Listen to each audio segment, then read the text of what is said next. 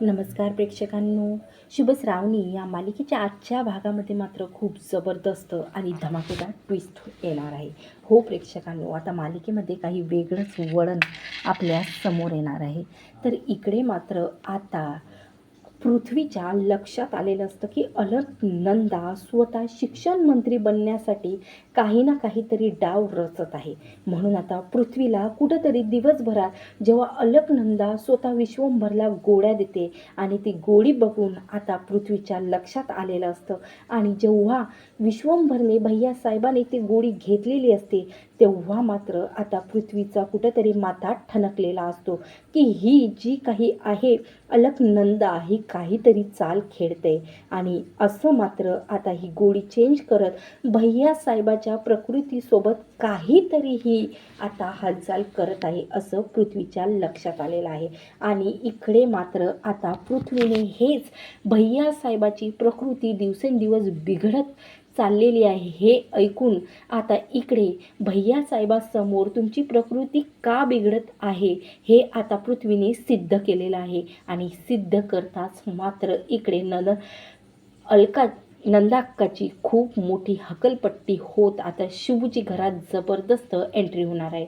इकडे मात्र आता ज्या वेळेस भैयासाहेब गोळी घेतात आणि त्यांनी ठरवलेलं असतं की नाही, काहीही झालं तरी आपली जी काही जागा आहे ती आपल्याला परत मिळवायची आहे. आणि मात्र आता या पार्टीमध्ये आपलं स्थान अगोदर जे होतं 10 वर्षापासून आपण जे काम करत आहोत ते चोखपणे आता आपल्याला पार पाडावंच लागणार काहीही झालं तरी.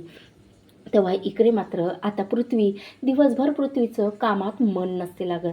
कारण आता इकडे मात्र आता भैयासाहेब थोडंसंसुद्धा काम करण्यासाठी जातात तेव्हा मात्र त्यांचं डोकं भारी पडायला जातं, जड झालेलं असतं आणि चक्कर आलेली असते. आणि त्यांना फक्त आणि फक्त झोप येत असते. त्यांना असं डोकं भारी जाणवते. म्हणून आता इकडे मात्र पृथ्वीला भैयासाहेब बोलतात की मी थोडासा आराम करून येतो आणि त्यानंतर बघूया की आपण काय आहे ते. तेव्हा आता इकडे भैयासाहेब आराम करण्यासाठी लगेच इकडे जातात आणि तेव्हा मात्र आता त्यांना प्रचंड अशी झोप येते.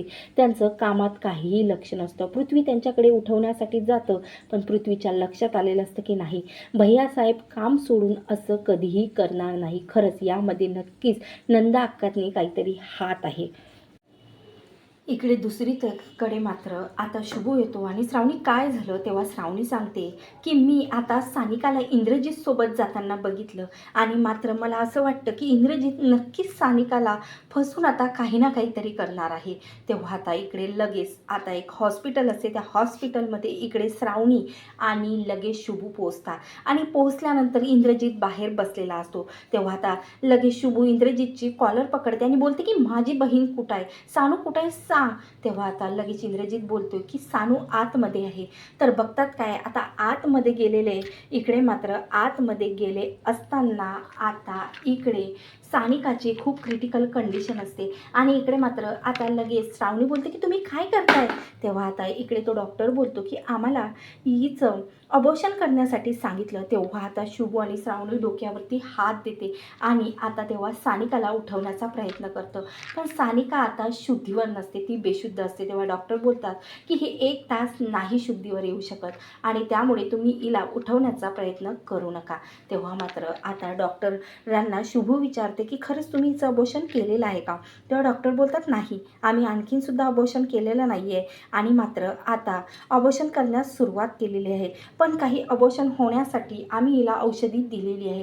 तेव्हा आता श्रावणी बोलते की डॉक्टर आम्हाला अबॉर्शन नाही करायचं आहे आणि तो जो काही बाहेर आहे ना तो खूप मोठा क्रिमिनल आहे.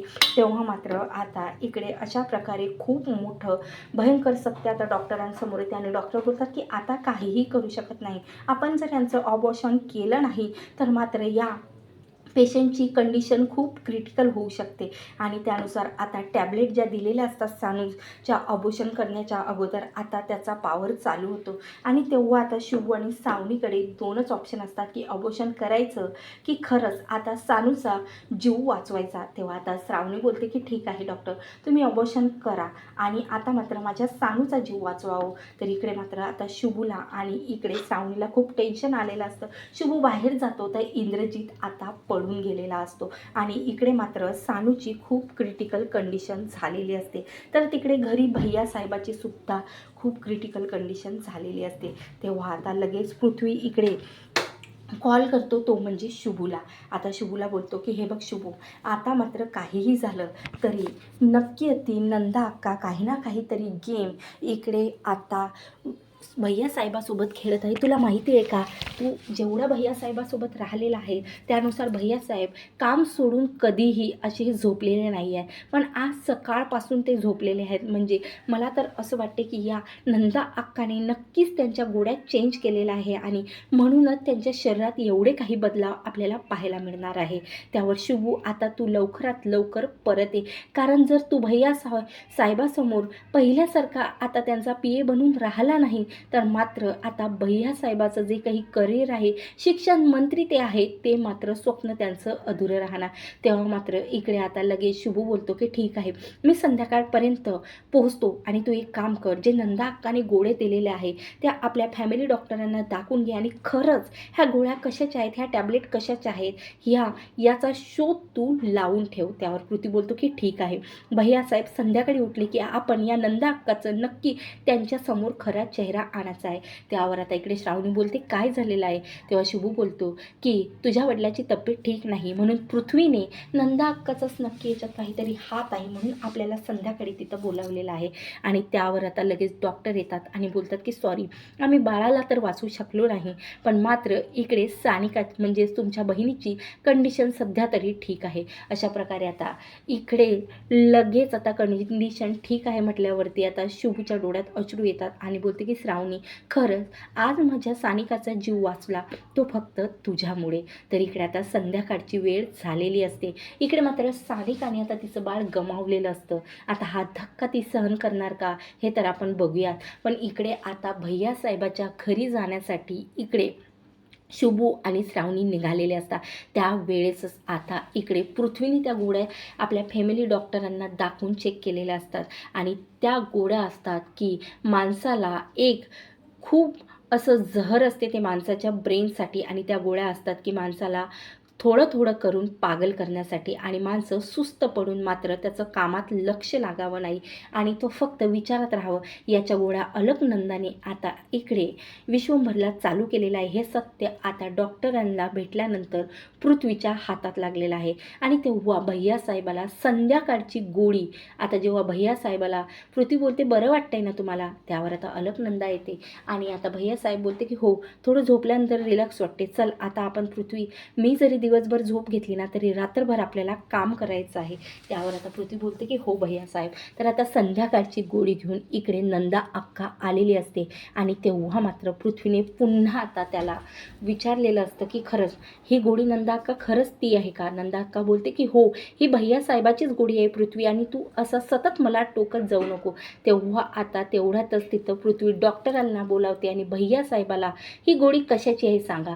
नंदा अक्काच्या हातात आहे ती. तेव्हा आता डॉक्टर सांगतात की ही तुम्हाला खूप मोठं जहर आहे तुमच्या ब्रेनसाठी आणि हे तुम्हाला झोप येण्यासाठी, सुस्त ठेवण्यासाठी आणि कामात मन न लागत तुम्हाला चिडचिड होण्यासाठी आणि काही दिवसांनी सतत ह्या गोळीचा डोस घेतल्यानंतर माणूस पागलसुद्धा होऊ शकते. आता हे सत्य जेव्हा डॉक्टरांनी सांगितलं तेव्हा आता विश्वंभरच्या लक्षात आलेलं असतं की नंदा अक्का स्वतः मात्र शिक्षण मंत्री भरण्यासाठी त्यांना आता हे पॉइझन देत आहे ह्या गोळ्याच्या स्वरूपात. तेव्हा मात्र विश्वंभर आता जबरदस्त अशी नंदा अक्काच्या कानाखाली मारते आणि नंदा अक्काची आता त्या घरातून जाण्यासाठी सांगते आणि आता पुन्हा मात्र या शिक्षण मंत्र्याच्या घरी तुझ्यासाठी काहीही जागा नाही असं सांगते. तेव्हा आता नंदा अक्काची इकडे हक्कलपट्टी होते आणि तेवढ्यातच शुभू येते. आता शुभू आणि श्रावणीला विश्वंभर खूप दुःखातून निघालेला असता म्हणून आता मिठी मारते आणि शुभूचा हात हातात घेऊन बोलते की तू माझा PA बनशील का. खरंच श्रावणी, मला माफ कर, आता मात्र मी नंदा अक्काच्या बोलण्यावरून माझ्या लेकीवर विश्वास ठेवला नाही आणि त्या बाईने माझं आयुष्य उद्ध्वस्त केलेलं आहे. खरंच श्रावणी, मला माफ कर बाळा आणि पुन्हा मात्र आपल्या लेकीचा स्वीकार करते. तर अशा प्रकारे आता इकडे पुन्हा शुभू आता विश्वंभरचा PA बनत आता जावया आणि लेकीचा स्वीकार करत इकडे मात्र खूप मोठं विश्वंभरने निर्णय घेतलेला आहे.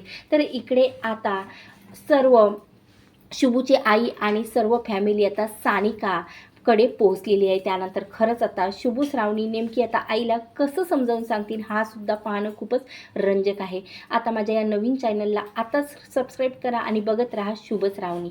धन्यवाद. जय गजानन. स्वामी समर्थ.